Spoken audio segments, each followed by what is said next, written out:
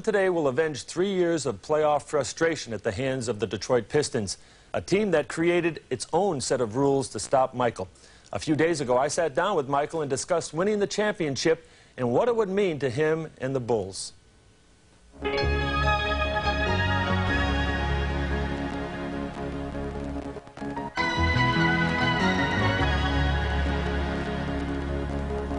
Jordan on the move, baseline left. Oh, no! Oh, no! Is there any one thing in your life, whether it's on the court or off the court, that could really humble Michael Jordan and bring him to his knees? I guess to win a world championship would be one of the most humbling and I guess the most exciting things that I've ever been through, especially in a city that has never won it. Just to see what the reactions would be. I noticed that the other night. You guys are dead serious about this, aren't you? We are. And Detroit brings it out of us because so many years everyone said, you know, this is our nemesis. This is the team that we can't beat. And I think we're driven to prove to people that we can beat this team. Even myself, I'm getting to be more vocal, more aggressive. But that's a desire to show to my teammates, we want it. We got to want it real bad enough. About 2 or 3 years ago, when this all started, Detroit, Chicago, I mean, you took some brutal hits. Does some of this disdain right now come from that? Is it born out of that maybe at one time? Yeah. And you try to play the good sportsmanship basketball that you always thought it was. And then now Detroit comes and wins with all out, a little bit of dirty, a little bit of physical play. And you get to a point where you just, hey, I'm not going to take any more of this. You know, I took it for 3 years now. Let's start fighting back. Have you ever been afraid on the court, ever? Nope. Against Never. anybody? Never. Have you ever been intimidated by anybody? Never. I mean, these guys put on their shorts just like me. I don't fear anyone on the basketball court. Here's trouble, 3-on-3. Jordan in deep. Jordan all the way. Score! Assuming that things work out and you can hold the home court, as you have in the playoffs, and you got to the next round, the first time in your career in the finals. Preference, the Lakers and Magic, Portland because they didn't draft you, and you might want to show them why they didn't draft you. Any preference, or does it make any difference? I'd much rather face Portland, being that Lakers got all the experience. They've been there many times. They got the players. The Magic is so smart in those situations. And Portland hadn't won like we hadn't won. So certainly they have mistakes. They have a little bit more faults, and they still probably have a little more doubt than what the Lakers would have. What about having to do it against Irvin Johnson individually? Or would you say to yourself, Portland's a better matchup for us? I don't give a damn about that personal rivalry. I think everybody wants to see me play against Magic. If we get to that Magic Johnson, Michael Jordan thing, you take away from my teammates again. And that puts them back in that spotlight once again. For, you know, this whole series, we've been trying to get them up on the same spotlight that I was at and that I'm at. Against Portland, it'd be better from a team standpoint that you focus on it as a team. Magic and Jordan one-on-one. Double team, Kyrie. Great pass to Thompson. Score! I always had tremendous, admiration for Kareem and Irvin, especially for Kareem when I was coaching him because I saw the abuse he took. I mean, my heart went out to him because I saw a man who every night was challenged. When you look at Magic and Bird and these players, do you have that kind of feeling for them because you know they're going through the same war you are every night? We don't have bad games, or we're not expected to have bad games. We got to be consistent. We have to be good every night. We have a challenge every night. You know, something was given to us by the notoriety, by the media, by the fans, that superstardom. And we have to protect it because everybody's coming in and trying to get it. I asked Charles Barkley this question one time. I said, Charles, do you think you should be a role model? He said, parents should be a role model. And what do you think about that statement? I agree with Charles. Really, even though I do it because people expect me to do it. And I think that it's tough to be in a situation where any mistake that you do can be magnified 10 times.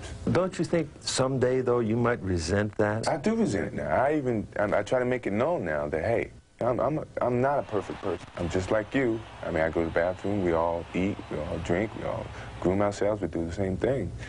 It's just that you guys have put me here, and it's tough being here and maintaining that position. because I think they feel the way I feel about what we want to achieve as a team, and I want to get away from being that individual that stands out above them. I want to be a part of them. I think that was one of the reasons that when I went up to get my MVP award, I wanted them to come with me, because they were the reason I actually won. But what about this moment? I mean, that moment is a very profound moment. I mean, there's got to be something behind what happened that night. I saw it with Irvin. Irvin, when he got his assist record, broke down. Dennis Rodman, when he won his Defensive Player of the Year award, unashamedly cried. And here Michael Jordan wins the Most Valuable Player and sort of breaks up. And why? This particular time, I was being given that MVP by my teammates, by people that I play with and I'm with 8 months out of the year, instead of the media, who I see quite a bit. But my players actually gave me that because of the way they played, I feel. And that was very touching for me. And when they said that they were going to go out there and help me receive this, you know, I did all I could just to hold back the tears, because it really showed to me what they really felt for me to win that award. And for them to go out there and receive it with me showed to me like it was a family situation. It was a unity all year long. Bird saves it, but Michael steals the ball. Jordan back to the rack. Whoa! The NBA Players Association, they're really trying to talk you into playing in the Olympics. You know, Magic, Barkley, Malone, a lot of guys have pretty much declared. Why are you holding back?